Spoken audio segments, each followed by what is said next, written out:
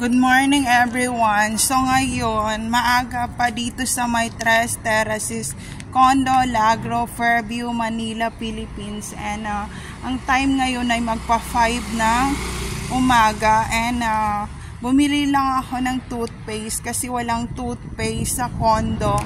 So ngayon, dahil nga late enroll na ako, siguro next year magpaplano ako na early pa lang mag-i-enroll.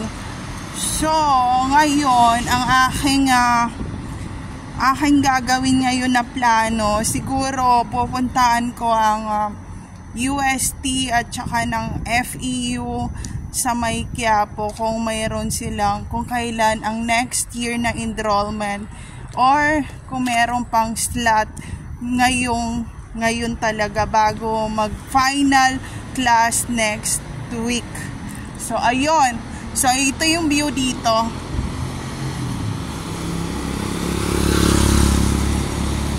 Ang problema kasi pag private school talaga medyo mataas. Meron silang monthly tuition plus mataas yung per unit nila.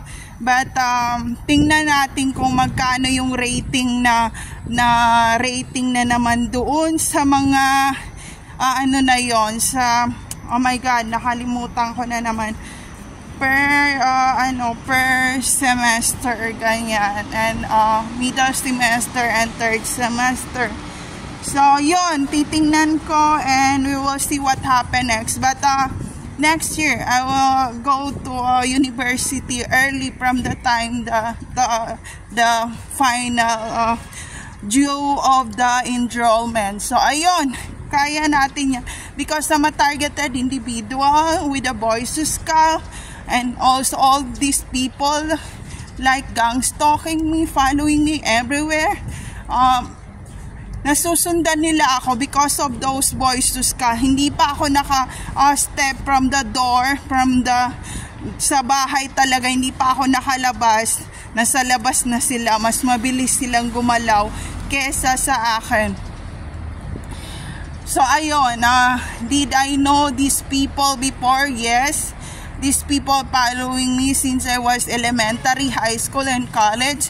And also these people get lots of information and my bank account and my IDs in school. And also lahat, pati yung mga kumbaga private talaga na mga identification ko, kinukuha nila sa akin, and I don't have any privacy to my life ever since. Wala akong privacy, like lahat ng mga gamit ko pinapakialaman nila, hinihiram nila, and also kinukuha nila and ninanakaw nila without any said please, permission, like that. So ayun, yun ang problema ko, and I'm so thankful right now because I have a place that I called home, even it's a 1-studio unit, and this is the Tres Terraces, Condo, Lagro, Fairview, Manila, Philippines, Quezon City. So ayan, diba, at least may pa-condo tayo. So okay na yan, okay na, at least may condo, diba? Malay mo, bibigyan pa tayo ng blessing sa next year, and meron pang darating. So mag-isip tayo ng